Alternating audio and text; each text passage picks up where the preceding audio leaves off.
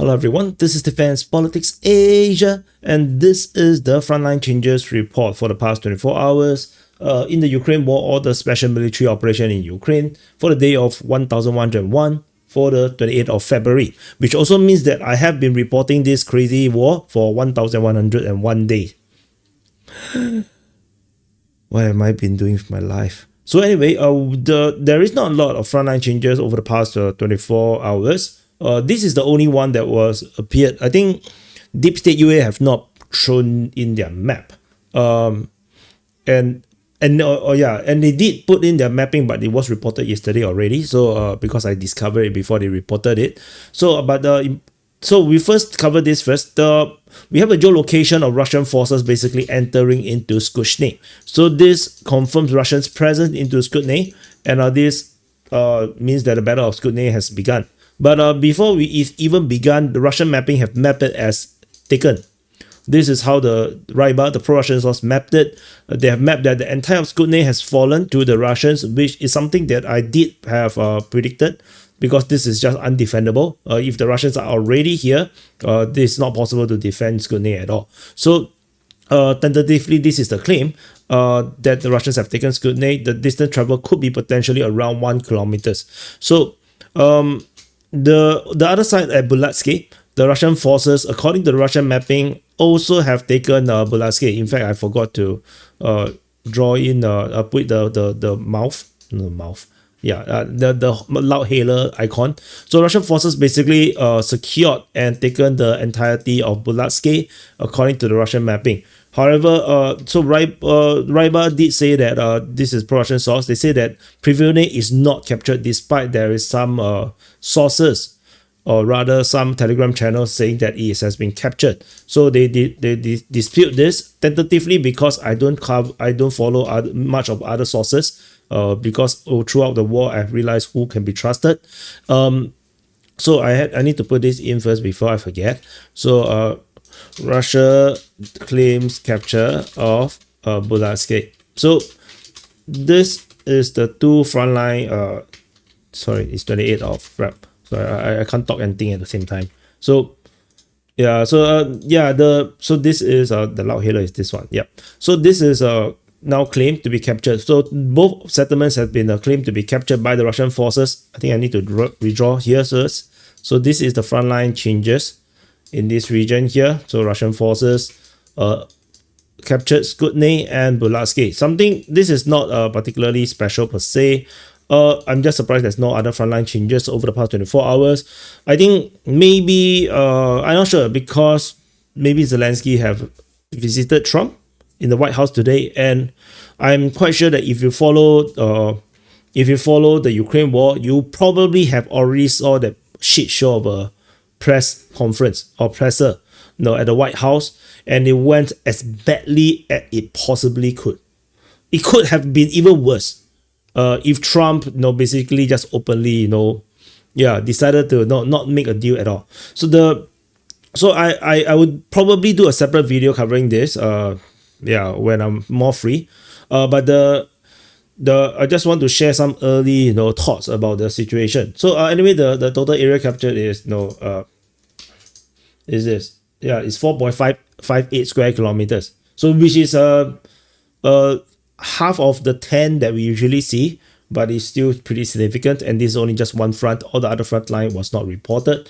So I just want to share a bit of my initial thoughts. So there is two lines of thought regarding the entire shit show at the White House between Zelenskyy and Donald Trump. On one side, on the pro-Ukrainian side, and probably anti-Trump side, they feel like Donald Trump is continuing his usual very disrespectful way of dealing with world leaders.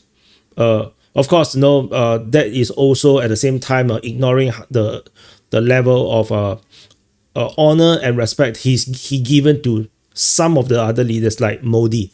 So and so it is important to note that United States has been this pretentious country for a long time. Basically, almost every administration has been very pretentious, very hypocritical. They never say in the open what exactly they think, and they basically say nice things and then stab you in the back. That's what United States has always been. And this is also why, it's always a danger to be an ally to United States. To be a friend of United States is pretty fatal for most cases, except for Israel, and for Donald Trump's case, this is the first time in a long time, probably since his previous term in 2016 to 2020, that United States is really blunt. And I think this term, because he's way more empowered because of the mandate that he's gotten through the election, and of course, with the strong cabinet that he formed himself. So previously, his cabinets and all these leaders are selected by the GOP, by the Republican Party. This time now, he basically picked it himself for most cases, and so which is why he's way more empowered and he more confident in his actions, because he knows that these people that is following him is not going to backstab him. So he become so this time round we see that Trump is very verbal and very blunt, and he basically put everyone in their place. And one may say that it is disrespectful, which is true. If let's say I'm Canadian or if I'm a British, I might feel it unless I really hate my leader. If I love my leader and I love my country, then probably I feel very indignated by Donald Trump. But the thing is, whatever he said during this presser with Zelensky is true. The Ukraine do not have cards to deal with United States. The only card that Zelensky have in this deal or to negotiate with United States is that they have these minerals that the Americans want. And also, of course, the Americans have already sunk in a lot of money. That's probably the only other leverage that Zelensky have. For on the United States side, if you really look at it objectively, there is zero national interest for United States for whatever happened in Ukraine. You have to remember that just 20-30 years ago, when the Cold War was still on, the Berlin Wall is still up, USSR is a thing, and USSR was a much bigger threat than Russia is, and NATO was much smaller as a smaller alliance than it is today. So why would the bigger NATO afraid of a smaller Russia versus during the height of the Cold War, where the NATO can deal with a much bigger USSR? So, and the entire Eastern Europe is all part of the USSR. They are all the enemy of NATO. Basically, all the countries: Hungary, Romania, Moldova, the Baltic states, Ukraine, Poland. Everyone is USSR, and Yugoslavia. All of this is a much bigger alliance, as part of the Russia sphere of influence, and the United States was never afraid of USSR. They're just afraid of a World War III. So a lot of effort has been gone to maintain the balance of power between the two sides, and no war between the two happened. Besides all the various proxy wars, basically no war has happened between the two sides. Peace endured.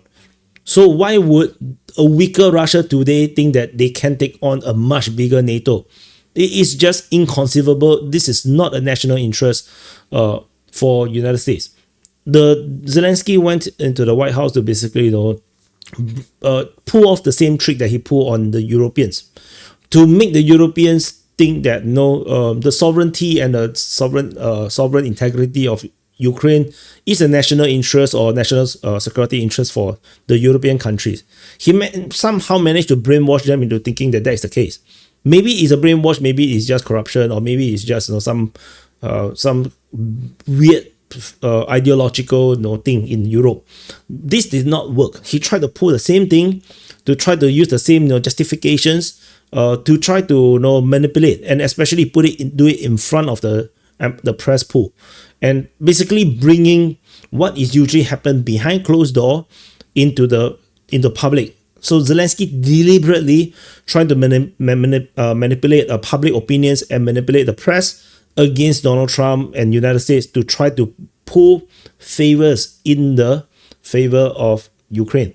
And this does not go well with Trump, because whatever he did this is actually, all these things what you are watching is just part and parcel of deal making, of negotiations in all levels, be it in business, be it in politics and diplomacy. These are all very common things. So Donald Trump being, basically super experienced, he's among the most experienced people in deal making, and usually he wins his deals, usually. He basically saw through the whole shit and basically put him in his place. And it basically tells Zelensky, things that tell Zelensky that he have no cards to play. This usually does not appear in the open. This does not appear in the public, because this affects negotiation with Russia. That's the truth. But Zelensky forced Trump into putting Zelensky himself in place, and this affects negotiation with Russia, which means with this development, Russia actually have an upper hand, even higher than it was before this.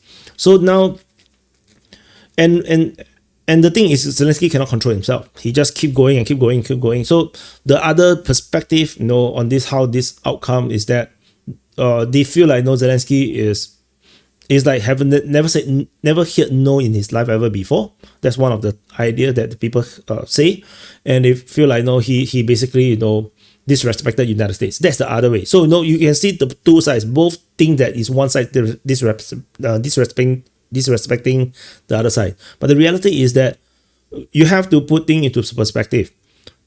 United States have no national interest other than some of these business deals and investment that's inside Ukraine. Other than that, which Donald Trump don't really give a damn because it's not his money. This is the only thing that that it really matters. And if United States can gain something, a guarantee, and mainly part of the peace deal with Russia, and Russia respects the deal that was made between Ukraine and United States, then United States secure its rare earth supply for good. And Russia would welcome it, generally speaking, because Russia is also it's very expensive for Russia to fight this war as well. But if they can get some kind of guarantee from United States, then peace on the western flank for Russia will be secured. But anyway, this is just my just a quick reaction, or my first thoughts regarding this shit show of oppressor. And also Donald Trump have put out a tweet. I saw the rumors, I see some statements saying that the meeting between Zelensky and Donald Trump ended early, and then after that Donald Trump posted the truth, posted this, saying that they have a meaningful meeting, and it's amazing what come through out of the emotions, but he has determined that Zelensky is not ready for peace if America is involved. And he feel that Zelensky feel like the involvement of United States give him a huge advantage in negotiation, but Donald Trump don't want to give him this advantage. He said that he disrespected the United States, so he can come back when he's ready for peace. So basically, the entire deal is off. That means the mineral deal is off. Is Zelensky basically, because he was trying to manipulate the press to try to put the donor country in a spot, or rather dealer country or whatever, the partner country in a spot. And of course, most of the other European leaders are a bit more politically correct. Trump basically didn't give him face. So I think they went behind closed door. I think they probably lectured Zelensky. Zelensky of course fight back, and then Trump said the deal is off, and this is what happened. And so again, I have to emphasize again, Ukraine has very poor diplomacy skills, very poor. And the lack of diplomacy is the reason why they ended in the war in the first place. So yeah, this is what it is. So this is the Frontline Changes report, which is very unusual because we talk more about the non-frontline stuff than the frontline. But anyway, thank you for watching. Press the like button, subscribe, and I'll see you guys in the next update.